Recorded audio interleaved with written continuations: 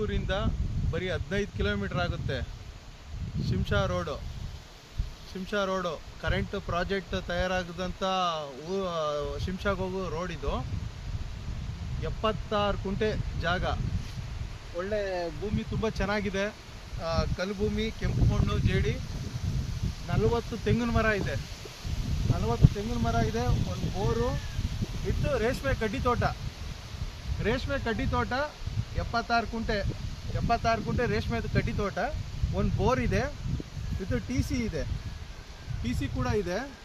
ಒಳ್ಳೆ ವ್ಯೂ, ತುಂಬ ಚೆನ್ನಾಗಿದೆ. ವ್ಯೂ ಬೆಟ್ಟ ತುಂಬ ಚೆನ್ನಾಗಿದೆ. ಹಿಂದೆ ಒಳ್ಳೆ ತುಂಬ ವ್ಯೂ ಚೆನ್ನಾಗಿದೆ. ಒಳ್ಳೆ ತೋಟ ಇದು. ರೇಷ್ಮೆ ತೋಟ. ಆಲ್ರೆಡಿ ಬೆಳೆ ಕಟಿಂಗ್ ಬರ್ತಾ ಇದೆ. ಇದು ರೇಷ್ಮೆ ಕಟಿಂಗ್ ಮಾಡ್ತಾ ಇದ್ದಾರೆ ಬೆಳೆ.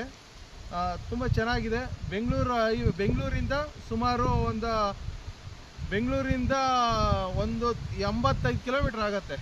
85 ಕಿಲೋಮೀಟ್ರ್ ಬೆಂಗಳೂರಿಂದ ಆಗುತ್ತೆ. ತುಂಬ ಚೆನ್ನಾಗಿದೆ ತೋಟ. ಆಲ್ರೆಡಿ ಡೆವಲಪ್ ಆಗಿರೋದು. ತೆಂಗಿನ ಮರ ಎಲ್ಲ ಫಲ ಬಿಡ್ತಾ ಇರೋದು.